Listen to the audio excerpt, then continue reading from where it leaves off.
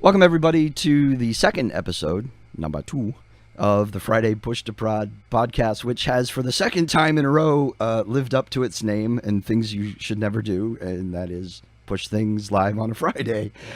So we apologize for being about 15 minutes late, but we have persevered and managed to get this thing fired up and out.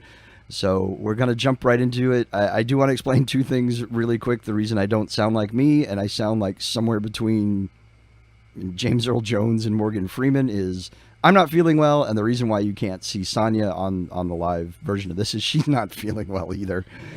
So at about the 30-minute mark, I figure one or both of us may die, or it'll suddenly become a conversation between like Kermit the Frog and Animal, and it'll be the Muppet Show, and it'll be fantastic. So, so we're going to jump right in. I'll let Sanya introduce herself. Not that she really needs an introduction. I'm sure pretty much everyone knows her. And if you don't know her, I can assure you your life is just a little bit worse for that. But I'll let you tell us all about you, what you've done, who you are, and what you're currently working on. Well, the problem is the older we get, the longer that takes. It's an hour show. Right?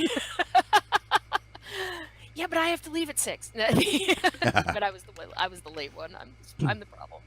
You should never use new technology 5 minutes before you're supposed to use it.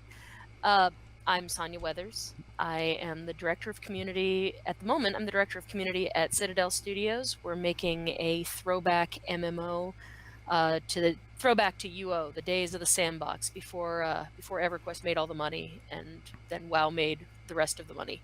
But that left a whole evolutionary branch of the tree unexplored, and we are exploring it. It's going to be a hoot. I've also worked on titles like State of Decay, Dark Age of Camelot, a whole variety of startups you've never heard of. Generally a video game existence. I'm a community person through and through. I have no interest in production or vice presidenting or any of that other stuff. I've discovered that the more hours you spend in meetings is the fewer hours you spend with your people, and that's all I want to do is be with my community. So I prefer the startup life because I'm the community manager, I'm the marketing weenie, I'm the customer service agent. I do a little bit of everything, and no 2 days are the same. And that's what I've been doing now for 17 years. Before that, I was someone who played games until the wee hours, drinking, and then I would type up what I was thinking and post it without really proofreading it. And those things are freely available to anyone with internet access. I usually just mention it so that nobody acts like they're surprised when they discover the, alcohol-fueled profanity from the early aughts. And besides that, no, the rest of it is I drink and I know things. There you go. So Linda Carlson's right. At heart, we're all original trolls. And that's why we get into this. Yeah. She's not too far wrong, no. Exactly. So you said 17 years, and I'm going to twist that into 17 years professionally, right? Well, I suppose you could put it that way. Someone has been paying you for 17 years to do this. I have been getting paid since 2001. Before that, I had the usual message board. I harassed people in ICQ. I was a volunteer customer service agent on EverQuest. Which is where some of the rant site came from, but I'll forever be grateful to that game for awakening me to the possibilities of online communities, what it meant to have a virtual life, which was as real as any other thing you might do, even realer. I mean, those people from that time are still my friends, and I don't know what my life would be without them, So for all that I caused trouble, I will always owe a debt of gratitude to EverQuest. Cool. So I think, and I think this is a good starting point, I think you and I kind of have, I didn't personally go on a vendetta against a game. But it wasn't a game. It was against people who send certain kinds of customer service tickets at 2 a.m. That was the problem. All right. But I think, and I think it's a really good place to start is, for the most part, before this was a profession, some of us did this really as a passion, right? So this is something we saw coming.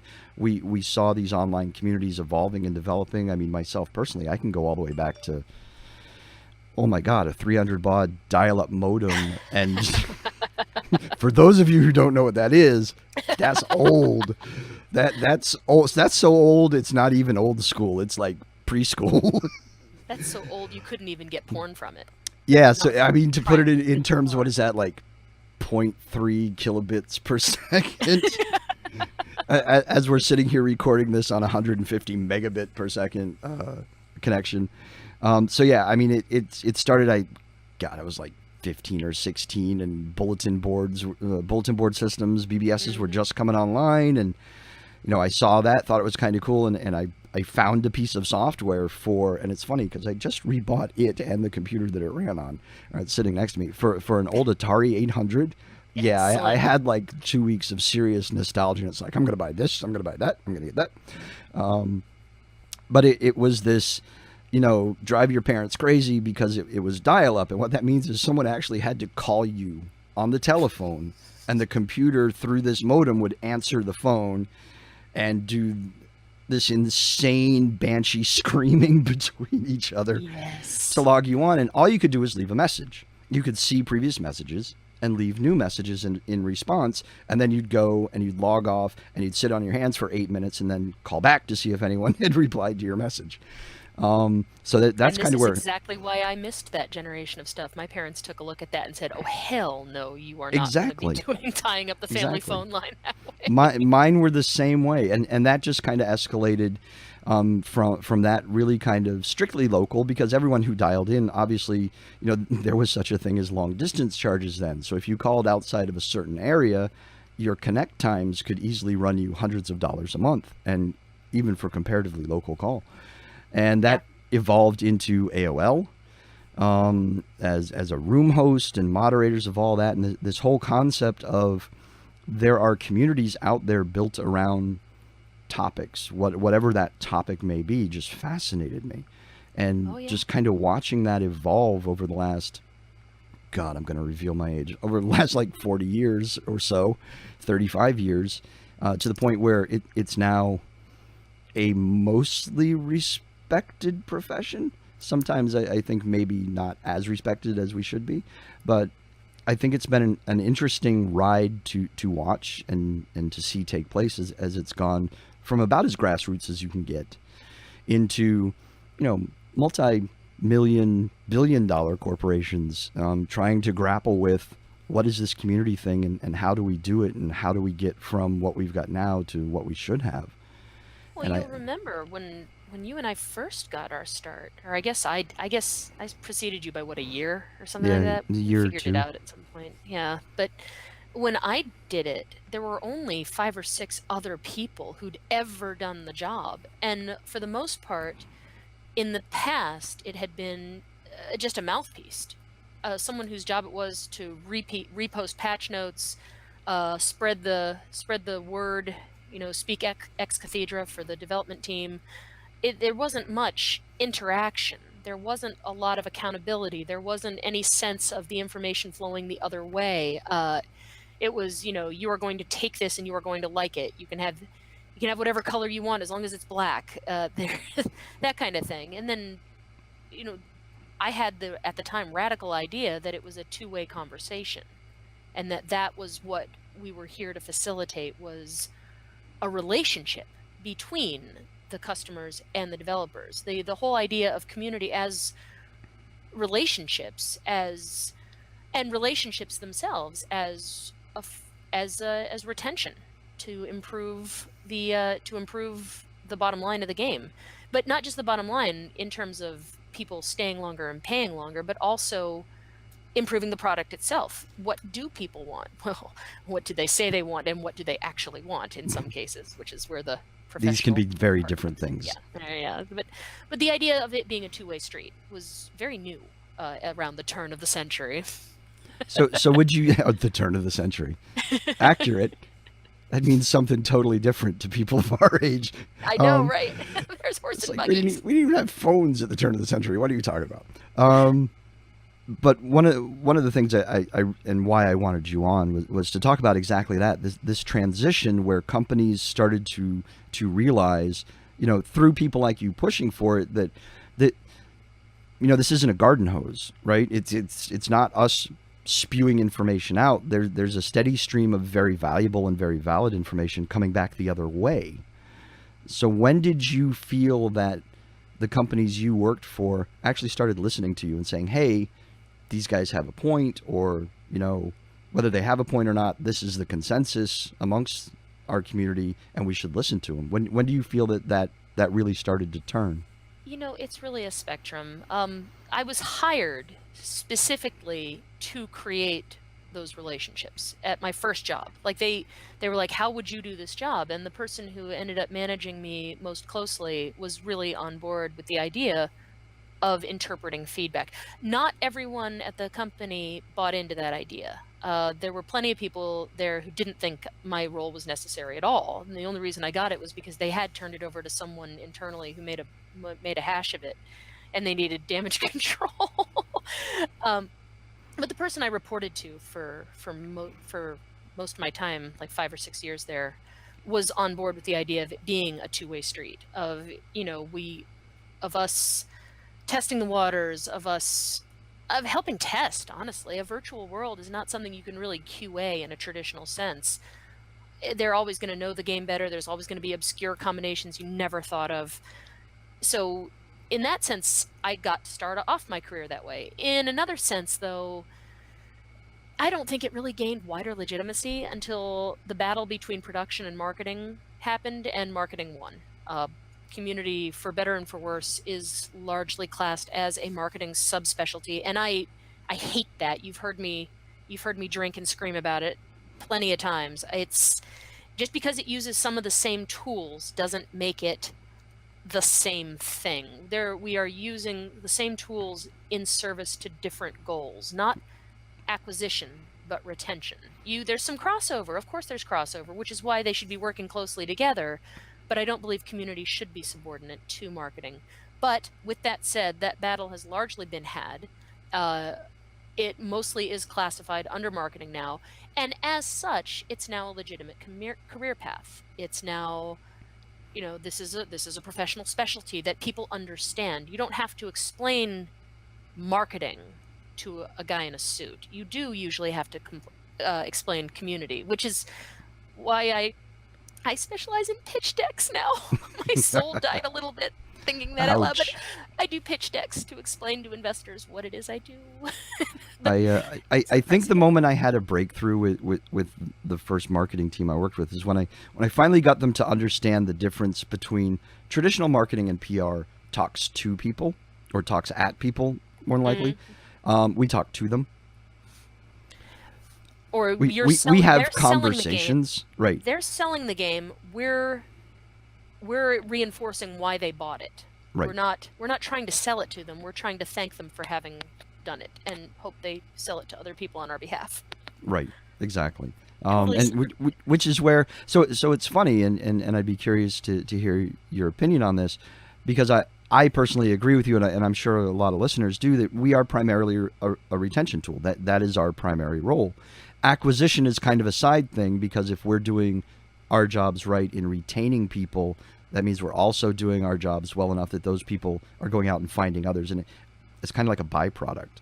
Well, if I may use a marketing term, it's the cost per acquisition, the CPA.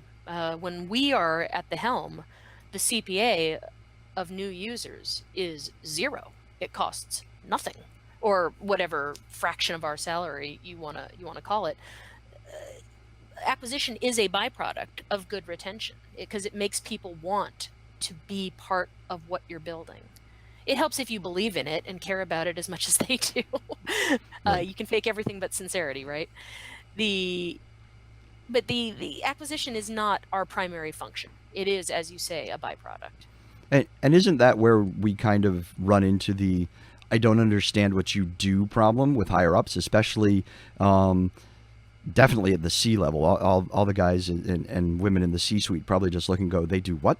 But even sometimes within just middle management and lower and mid-tier management, trying to understand what we do, because sometimes it can be challenging to find the appropriate KPIs to explain it. True? Right. Absolutely. That is definitely one of the biggest things, because, well, I mean, for example, back at the beginning of our careers, everything was subscription based. The idea that you would pay for microtransactions weren't even a glimmer in anyone's eye yet. The idea of paying for an unfinished product would have shocked the socks off of our customers, nearly 20 years ago. But now that those are normal things. Back then it was subscription based, and I was able to pull data that proved that if you had an interaction with any human being at the company, it resulted in, a certain amount of additional time spent subscribing to the product. So that was a real, measurable, fungible thing. And then if you had an in-person interaction with one of us, then that was 6 months to a year more.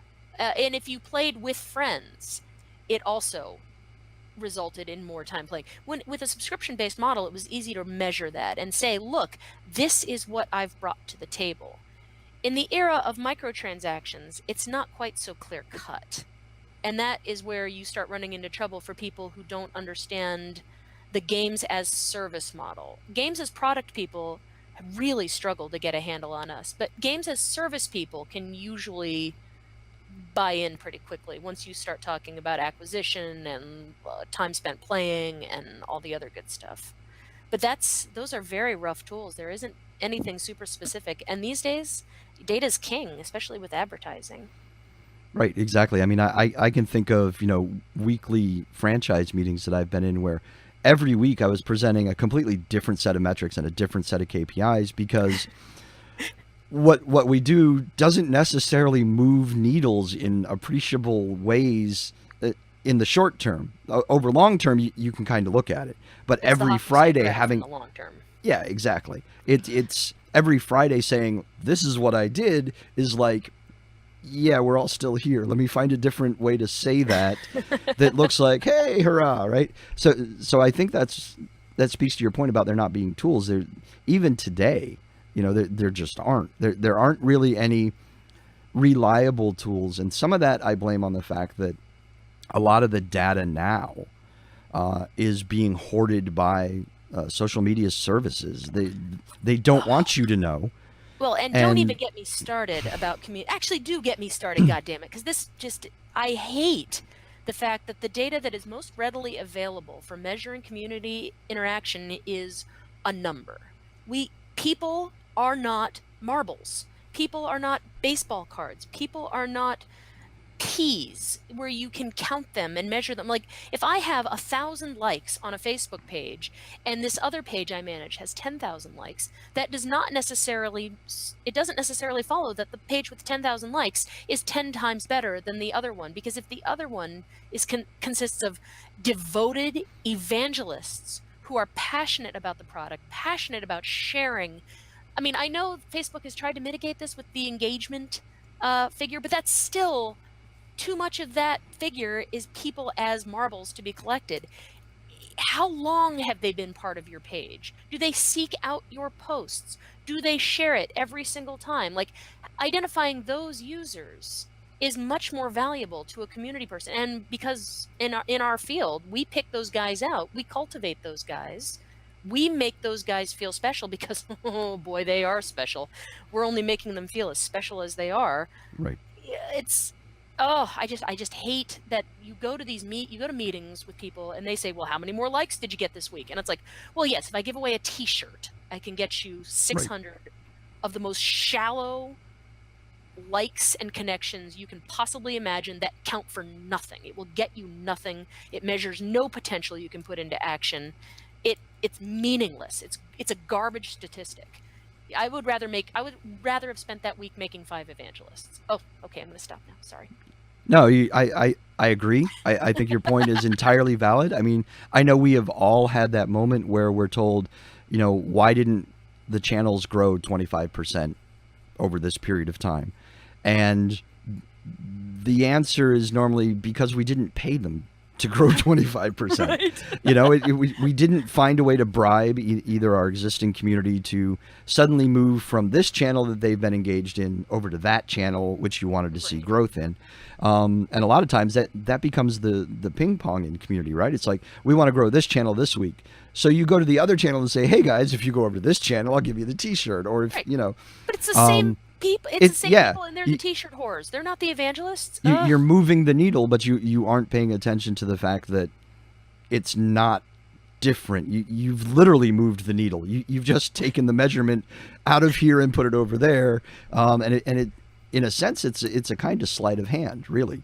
It is moving, the same 1,000 people back and forth to whichever new thing you're directed to put focus on. And one of the ways I make money when there's no a good community job is journalism, and it reminds me of the way we would boost the hit counters back on the early websites. Like, if you could make somebody reload the page 5 times, that one guy counted as 5 people. Right. And yeah, in the very early days, especially before there was any actual measurement of unique likes, it was just page views. Exactly. And page what a lot of people didn't know, I have an IT background, what a lot of people didn't know, and I think the webmasters of various websites figured out very quickly, is that most page view counters were counting loads of everything. So if you had a banner image and you had a side image and you had a button to something and you had like 5, 6, 7, 10 elements on the page, they didn't necessarily have to be ads or anything like that. But every one of those things in the early days were being counted as a page view. That was an item that was being served by the web server. So those page views were literally in the first maybe half decade or so of internet web servers, all the web server was telling you was how many things it served and calling them a page. Oh my Lord. So you'd have the page, the graphics, and everything. Yeah, so you could get really ridiculous numbers by loading your page up with really fancy graphics, especially and the best part is you could game the hell out of this system because right. You wanted little graphics anyways, because we're still talking back in the 56K dial-ups and very early ISDN days. You wanted small images on the page because otherwise, you sit there for 5 minutes waiting for the thing to load. So you take that small image and you break it up into 10. Yeah. Now your page is 11 pages from the web server. Yeah. So kind of, it's always been a shell game using raw numbers, which is why it drives me nuts. Because it's not telling you anything. It's like it tells you what potential you've got. It doesn't tell you how you can use it. It doesn't tell you how to direct that. It doesn't tell you what to do with it. It doesn't mean sales at all. No. It could have been someone who just kind of literally a drive-by. It's like, clicked a link and went, oh, how did I get here, and left. Right. And now they're counted, and they won't be next week. So you've lost. You haven't gained. Right.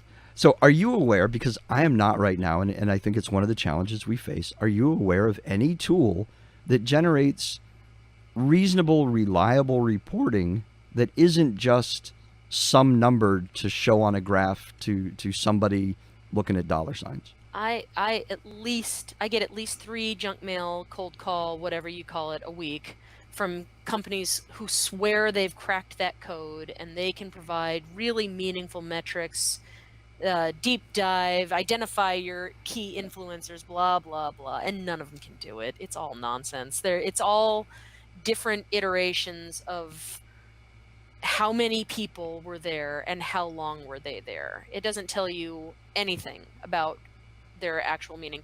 You and I were talking about machine moderation earlier. It's exactly that same thing. It's like, yes, you can measure the basics, but the nuance, unfortunately, they can't replace us. They can't replace us with robots yet. There's no way to pick out.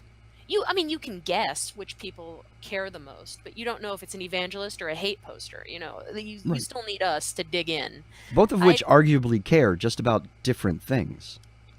My favorite sport is converting the troll, making him into a friend. That's my favorite thing to do. It's kind of time consuming, but I feel like it's always worth it, especially because especially if he was a troll in public. Yeah, well, in that case, it's always worth the effort. But I think the tool question really comes down to, ultimately at the end of the day, and I look at a lot of this as being intentional on the part of social media services, that tool, no matter what it is claiming to give you, can only pull the same data you can pull.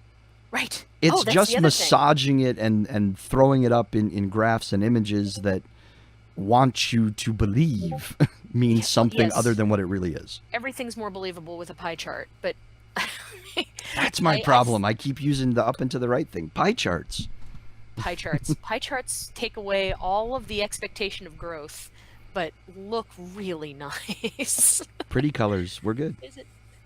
I'm embarrassed about how much of the community process I still manage with Excel. That's not to say some of these tools don't convey a benefit. Don't get me wrong, but at the scale I'm working at, usually with startups, that 2% boost in efficiency I'd get out of it isn't worth basically my entire marketing budget for the year. Like Right. they want enough money that I will spend in a year on shows and swag and outreach and postage. Like I'm not going to spend all that on an automated pie chart machine. That's crazy talk. Right. If for the super big companies, Or if you have multiple franchises under company. So let's use someone like Ubisoft or EA or Warner Brothers, not just the size of the organization, but now you're talking 25 franchises within each organization, and you need to constantly be pulling this. I mean, sure, as a data siphon to just suck up all that data and present it to you, great. I just think the problem is what we're asked to provide is different than what those tools can provide, but they try to package it in a way that it looks like. Well, they try to package it as it's a replacement for our professional specialty. Like you don't need a brand manager. You don't need a community manager. You don't need a social media person. Like you don't need all this. All you need are our pie charts. And the people who try it discover very quickly that they in fact need pie charts. I also moonlight at 4 major companies that thought they could replace us with robots and then discover far too late that they cannot, in fact, replace us with robots because a robot can't apologize in a meaningful way. Right. And one of the great challenges, I think, and one of the primary roles of a community manager is humanizing the company. And numbers aren't going to do that. Data's not going to do that. AI is not going to do that. The only way that happens is with a warm body on the other end, making an actual apology or making conversation at a conversational level, not as a prepackaged here's my response messaging, copy and paste. And I think those companies that don't get that yet, there goes my voice. Those companies that don't get that yet are going to start learning some hard questions and some hard lessons, and I think a few already have.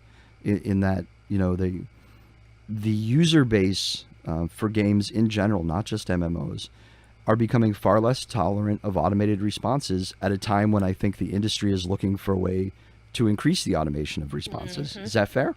Yeah, I have a client right this minute that if I loved you a little bit less, I would be doing queries for them on my other computer, which is what got to multitask, man. You can't just do one job at a time. It's 2018. It's the gig economy. That's a whole other show. Yeah, that is a whole other show.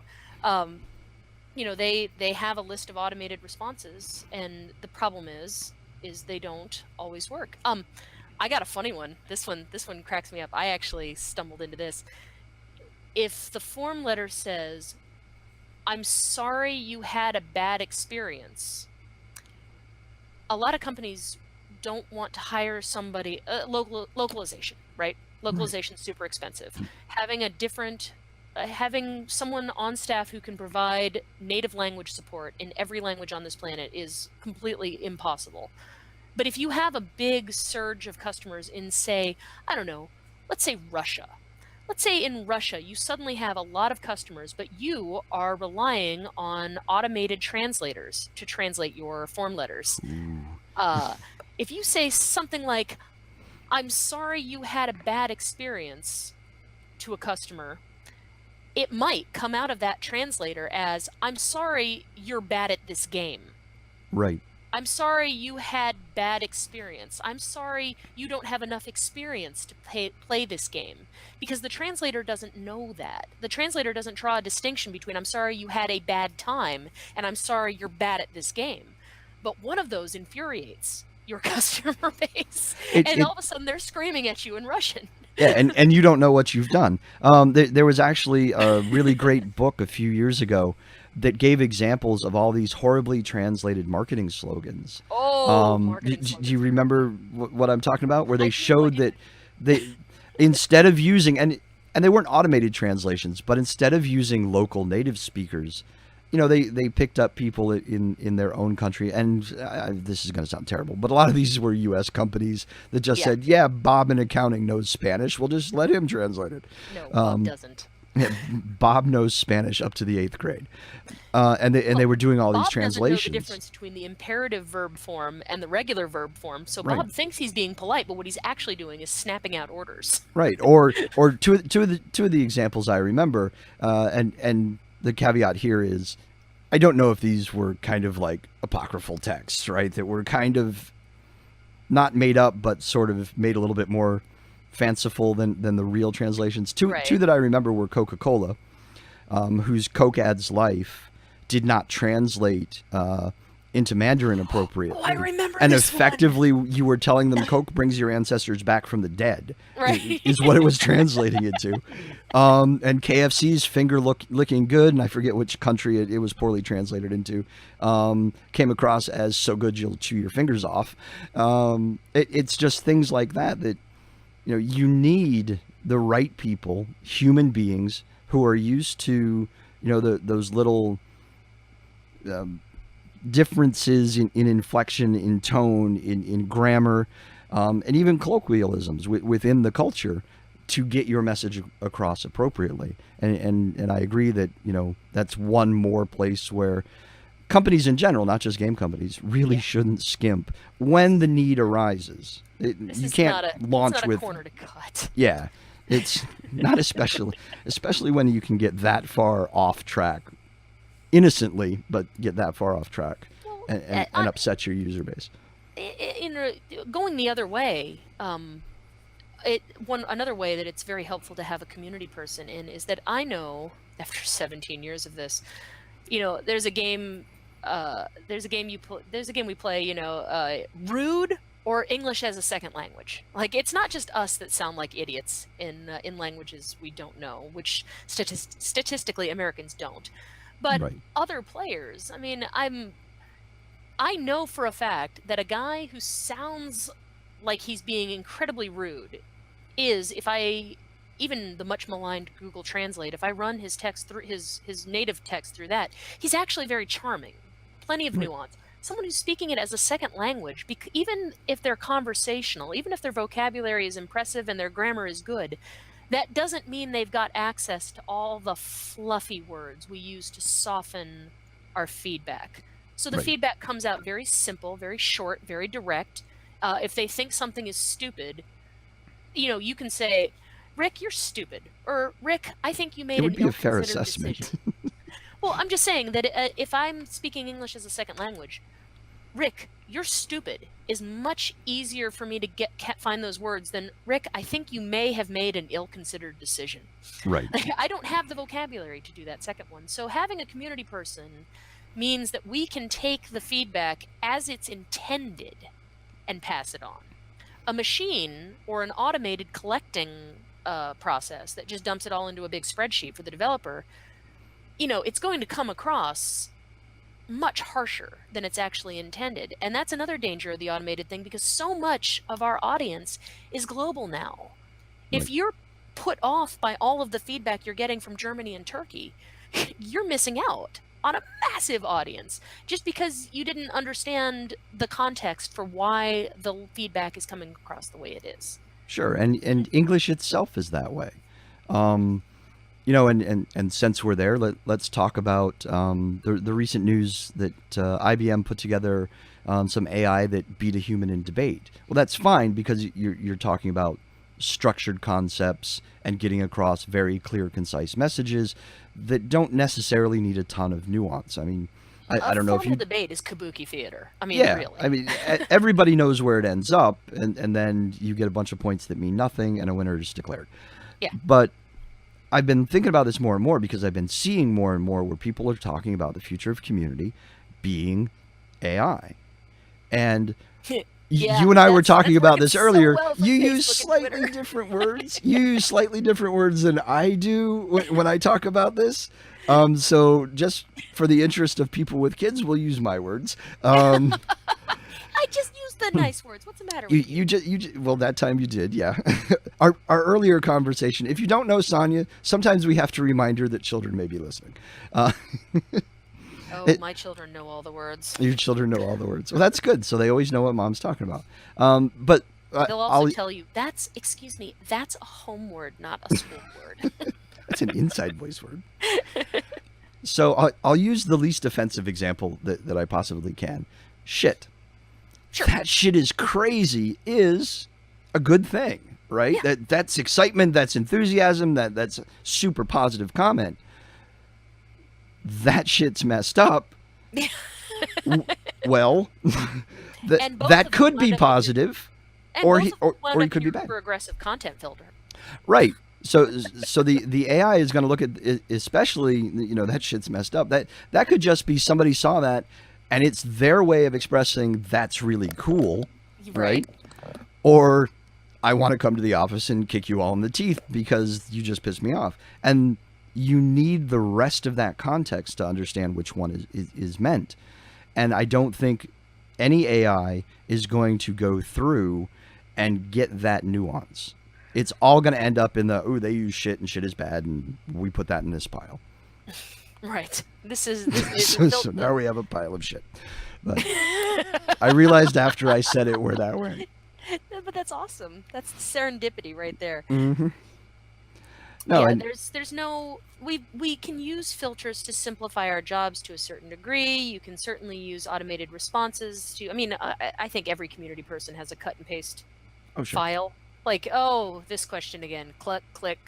But I almost never just paste it. I'll add a note that says, "Hey, as a veteran of such and such, you'll probably be interested to know blah blah blah," followed by form receipt. Or, "Hey, listen, I know there was an outage in your region last night, so this may not entirely apply to you, but going forward, you might want to be aware of this." I mean, I still personalize it to a certain degree because nobody wants to be talked to by a robot.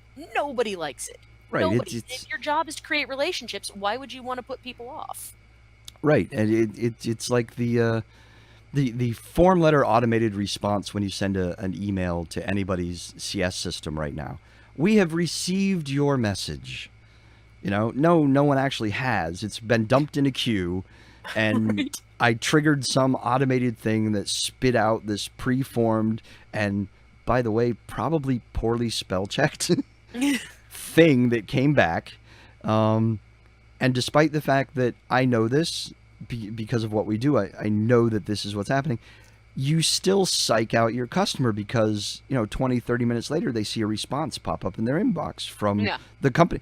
And that just makes it worse. It's like you build up that expectation of, I have been replied to. They have noticed me. I'm going to have my problem. Crap, it's a form letter. Yeah. I'll never hear from a human being. And just that quickly, you've taken someone who thought very well of you because you were getting back to them quickly and flipped them the other way. Well, to be fair, there are form letters and there are form letters. Right. I have found if you acknowledge that you are sending a form letter, that often takes a lot of the sting out of it. Hey, sorry about the form letter. As you can imagine, the volume of mail we get is crazy, but we wanted you to know you didn't send a message into a black hole. It's in the queue. We'll get to it when we can. That kind of message right there mitigates a lot of what you were just talking about. Absolutely. And I think noting it in the subject line helps too. Automated response, blah, blah, blah, blah, blah, body of message. You don't have to read it. Yeah, you basically, we acknowledge receipt of your last, basically. If people hadn't abused read receipts so bad, we could have used that tool. Yeah. I always turn mine off now, though. I don't want you to know I've read it and I'm just ignoring you. So let's talk about let's step slightly outside of gaming for a minute. What industry can you think of that has absolutely no use for a community manager? None whatsoever. Crickets. Dude, you're supposed to warn me when you're going to ask a hard one so that you don't have dead air. No, I wanted that dead air. Because I go through this myself, and I can't come up with any. Okay, so anything involving people has to have some kind of human interaction. So that rules out just about every fool Everything, thing. because at some point your company, organization, diamond strip mine needs people involved. If you somewhere. sell something, you've got to have some kind of human interaction, because sometimes people buy it and don't like it. If you don't mitigate the thing they didn't like, they can internet mob you to death. Well, isn't the argument to that we'll just throw CS at them? No.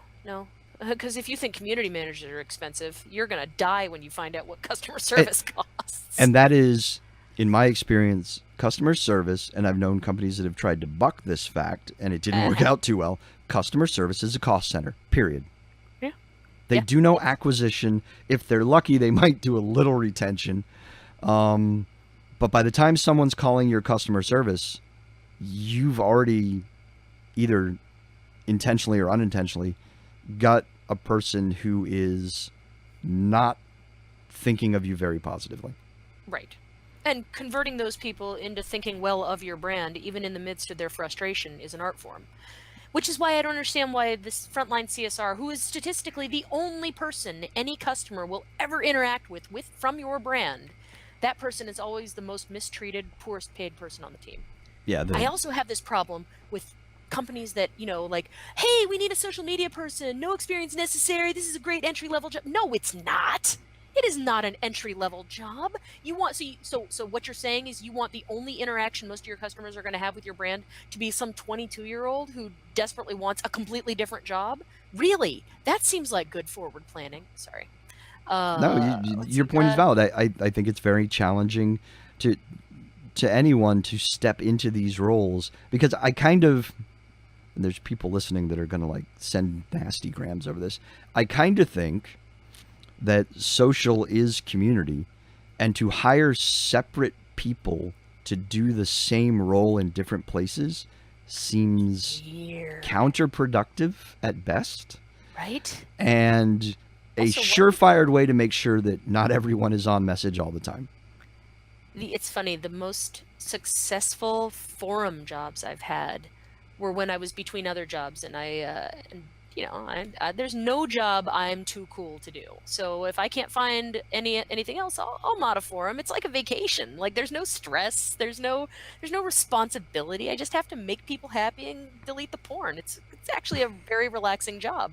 But because I've got so much experience, because I'm such a senior level person, I can do a mod's job as effectively as 3 or 4 less well-trained, less experienced people. So even though I myself may be more expensive, at the end of the day, the company has spent less for better results by having somebody very experienced in the forum. And the same works for social media. If you have your least expensive person, your least experienced person, which is usually your least expensive, though not always, that person running Twitter, okay, if you just want someone who's going to cut and paste something the marketing team came up with, first of all, your engagement's going to suck. Players know perfectly well. Customers know perfectly well when they're reading marketing text, and this generation is immune to it. Have you seen the studies of how they don't even listen to commercials? This is why the phrase social media marketing sends my blood pressure to places that it should never be. No, because I think we did that thing. Experiment. I think we really tried that experiment, and what we learned is, and I think what millennials, for all the abuse that they take for the way they interact with things, I think what millennials have done a remarkable job at reminding us all is that it's social media, idiot. It's social, and if you're not being social and you're just being, a marketing mouthpiece, then you're missing it, and you're turning these people off, and you're turning them away. And I think look, maybe it's because it's what I do, but if you do that to me, I'm gone too. And I'm definitely not a millennial. I Yeah, think the authenticity that is inherent in a community manager or a person who is at least originally trained as or in some way trained as a community manager running your social channels is the single smartest, safest thing you can do for your brand image, really. There is an exception, I will say. I've consulted on some kind of massive mobile titles, and it is possible. And they're generally foreign investors. These aren't usually American-grown products. But if you are willing to throw a crap load of money at Facebook ads, I mean, when I say crap loads, I mean 7 figures. Yeah. If you are willing to throw that kind of money into Facebook ads, then it is possible from the sheer amount of money you are spending to get your message through via traditional marketing messaging. If you are working on a budget at any order smaller than that, I don't think your return is worthwhile. You need to be using social to communicate with people, to be social. If you're using it as a marketing channel, you need to be prepared to spend insane amounts of money. Far more than the cost of a well-trained, highly experienced community manager by an order of magnitude in a lot of cases. Even the highly trained, experienced community manager isn't going to be able to put up like 1 million likes. Like No. that's not something, that's not something I can promise anybody. But I can promise pretty dramatic sales numbers if, we're allowed to test the product, if we're allowed to share the product, if we're allowed to talk openly about the product. I get heat from marketing people about, wanting to ruin their big splash, where you hold back all the data for 6 months to have a big reveal at a show or something like that. And they're like, but you're diluting the impact. And I've never been able to convince them that I'm not, because the audience you reach with your big splashy impact is not the same as the audience that's engaging with you on a daily basis. I once drew a chart of that. Where the marketing message was like outer space, and the information that you're sharing to your community is like just right here on Earth. And it doesn't escape the atmosphere either. Yeah, and it never leaves. And depending on where you share it, like if your company's still using forums, if you share it on your forums, it's kind of where it stays. Yeah. That group is going to internalize it and be like, all right, great, fantastic, or go on a total rage tear depending on what you tell them. Sure. But it's not going to go. They're not going to go to their GameStop and say, "Oh my God." Right. It doesn't happen. Because the GameStop employee looks at that guy and goes, "You've got 15 minutes to leave the store before I call the cops." It's like, I don't even know what you're talking about, right? Exactly. Yeah, there's separate audiences. There's almost an impermeable layer between the two of them. Mm-hmm. So you don't, but communicating with transparency to that internal bubble is what creates evangelists. It's what creates word of mouth. It's what creates the grassroots. That's why there's value in communicating. And again, you lose nothing when you can still have your big splash 4 months later, and then all the people who've never even heard of you go, "Oh, well, that's cool." They won't have heard anything about it. The only thing I agree with embargoes on tends to be visuals, because those do escape those do pass through the membrane. Those get shares. They get pushed around, and people see them, and oftentimes out of context. So yeah, I would agree with that. God. I don't want to tell you how old I was when I finally realized I needed to date stamp my screenshots. and mark them as like alpha, pre-alpha, beta, right? Things like that. Yeah. So one of the things that I do in my real world gig for Yellow Pike is I do a little 15-minute every Wednesday about things that I've been thinking about community management wise. And to your point about this struggle between marketing and community in terms of revealing things, my most recent one was about setting expectations and how sometimes it makes it very hard for us on the community side, if not impossible, to know that we have an announce or a reveal or something coming that is going to cause a certain segment of our community's pain. Let's say pain. Pain that will be expressed in the loudest wails you have heard in months. And to try and get to a place with marketing where you are allowed to share the thought but not the content of what is about to be revealed can be a very serious challenge. And if you can't get on that same page, you're going to have a mess to clean up, and a Monday morning meeting where everyone looks at you and says, why didn't you tell us? Even though you told them for 6 months, right? For 6 months I've been telling you. And, yes. and coming out of E3 just now, it's like, I saw a lot of that. There were a lot of things where it's like, you didn't run that by community. Yeah. Sorry. You didn't, if you, you didn't mention it. And That's the if nice you thing about did, being our age. you didn't listen. I used to get very defensive. I used to be but I could have fixed it. But if Right. only, I'd play the what if, the woulda, shoulda, coulda, and now I don't anymore. It's like, well, you should have told me. And Right. it's funny, but next time you'll tell me. It gets more traction than all the impassioned, but if I had known, I could have done blah, blah, blah. Like, nah. That's the nice thing about getting older is you do learn that some self-inflicted wounds hurt, but they are not fatal. You will not die, and sometimes that's just how a team learns to communicate with each You other. hope the team learns. Because there are still those people in certain positions that just keep shoving that hand in the fire.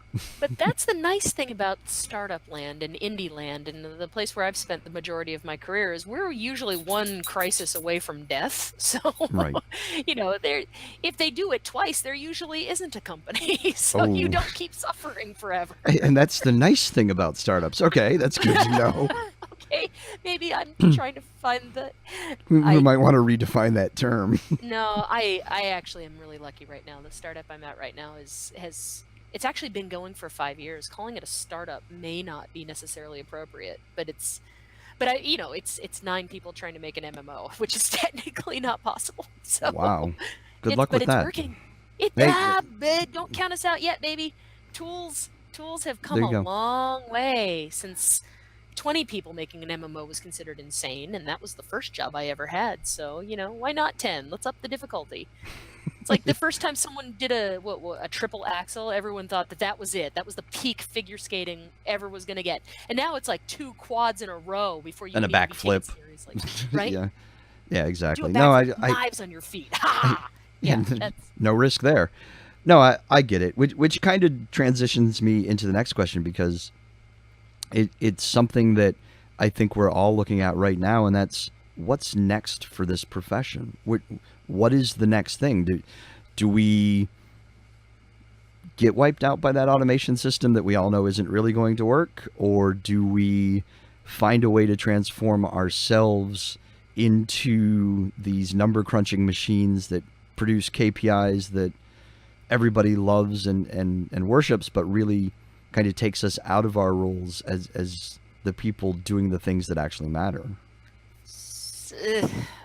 The problem is there's no the past performance is no predictor of future performance in our industry. It's really not. You don't know whether you've hit the trend just right and you're going to print money and buy an island with your own pony, or if you have just missed it and you're going to faceplant. So there's no way to look at the past to predict the future.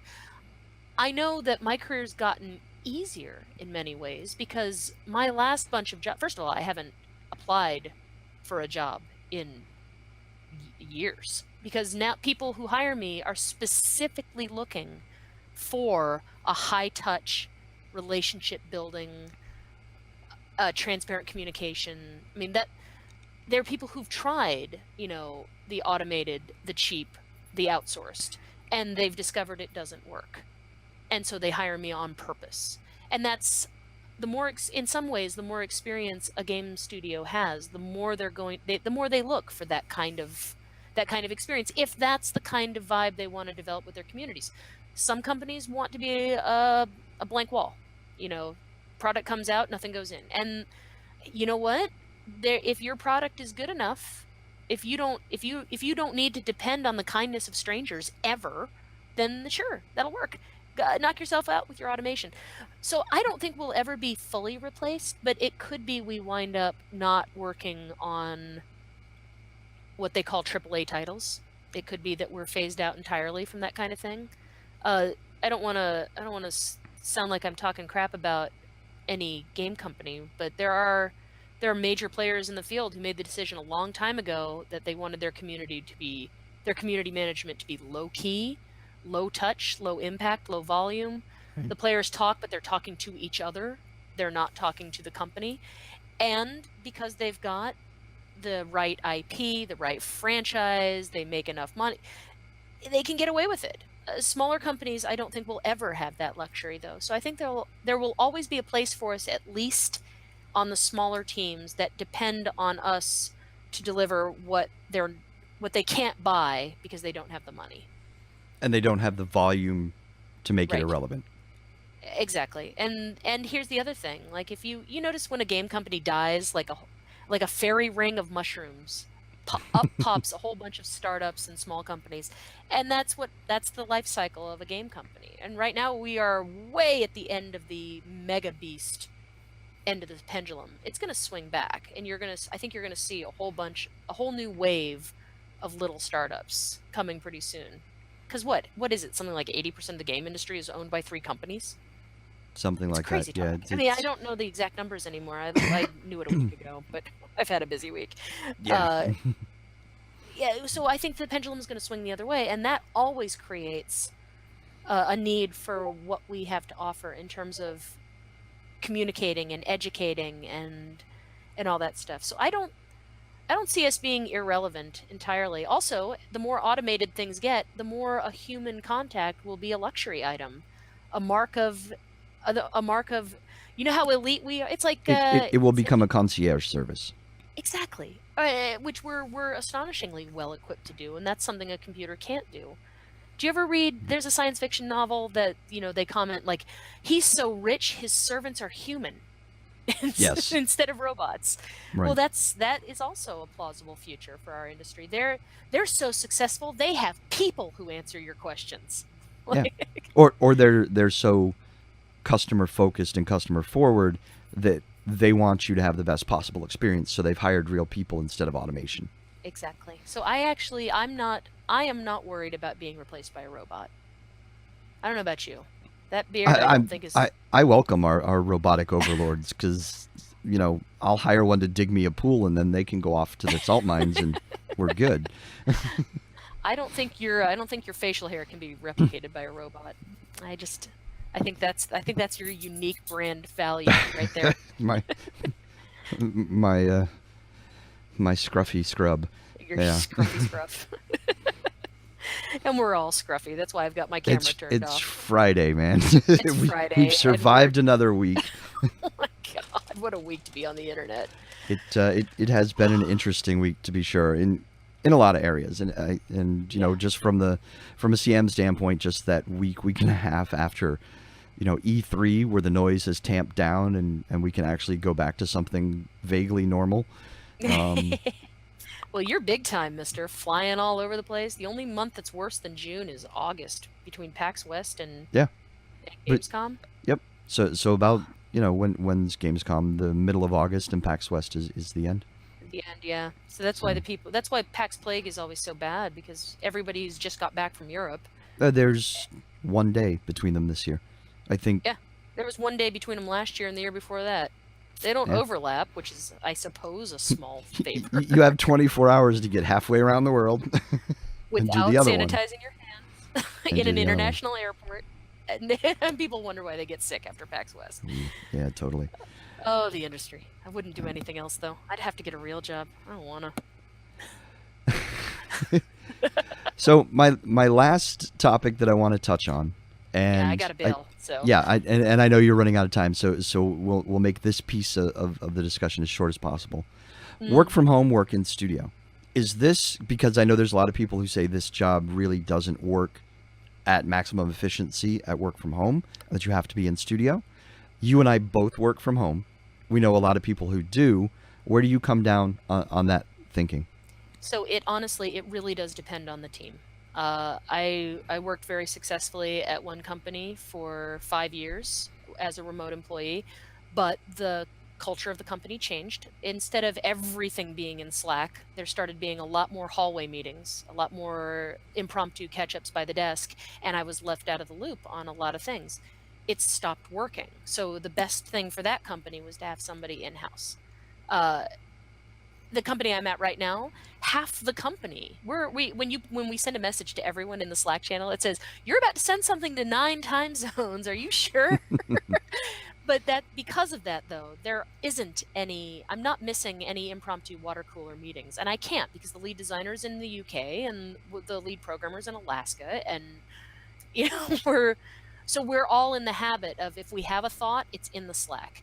We Right. create all of our documents in Google Drive. Everything is set up so that all of the communication is actually ideal for someone like me. So this job, I occasionally do on-sites, and I'm almost less effective because I have There's to eat. distractions in an office. Yeah, right. Shiny things. The head of the incubator was a coworker, because we're now at the stage of our careers where we know everybody. Right. Like, literally everyone who walks by is someone you used to work with back when you still had an alcohol tolerance. I ain't as good as I once was, but I'm as good once as I ever was. That sounds familiar. Yeah. So yeah, it really does depend on the company. I can absolutely respect a company that says, we don't think our culture is set up for this. But I will say that with just a little bit of effort, everyone's culture can be set up for this. I would agree. I think it's highly dependent. I don't think you can make a blanket statement either way. I don't think the company that says, hey, we're a startup and we only want people in-house because that's how it's going to be, I don't think they've fully explored all of their options. But at the same time, if it's 3 guys who were college roommates that all live in the same city and that's the core of the company, then maybe it makes a lot more sense that way. Absolutely. But if those 3 guys want to hire somebody with a ton of experience who doesn't want to relocate, maybe the way to get that person for cheap is to let them work in their basement with their cat that they're allergic to. I may be in touch with that emotion. I have been referred to by more than one occasion as the world's most expensive director level CM, the world's most inexpensive director level CM, because I choose not to relocate. So you can get me for cheap. I absolutely resemble that remark. Exactly. All right, Sanya, thank you so much. I really appreciate you coming on. I know we've talked about doing one in the future about other topics, so I look forward to seeing you again where you actually appear. I promise I'll appear next time. I'll take a Claritin and appear. Next time, hopefully neither one of us are dying from some strange alien infestation. But thank you very much. This was great. I hope everyone enjoyed it. I hope you learned something, or at least had some of your own professional opinions reinforced, or hopes dashed forever. We provide both services. We kind of try and cover it all. So my last thought is we will be back again next Friday, hopefully, God willing, and the creek don't rise. Both of which seem to be happening a lot lately. And once again, thank you everyone for listening to this, and we'll catch you on the next one. Bye-bye.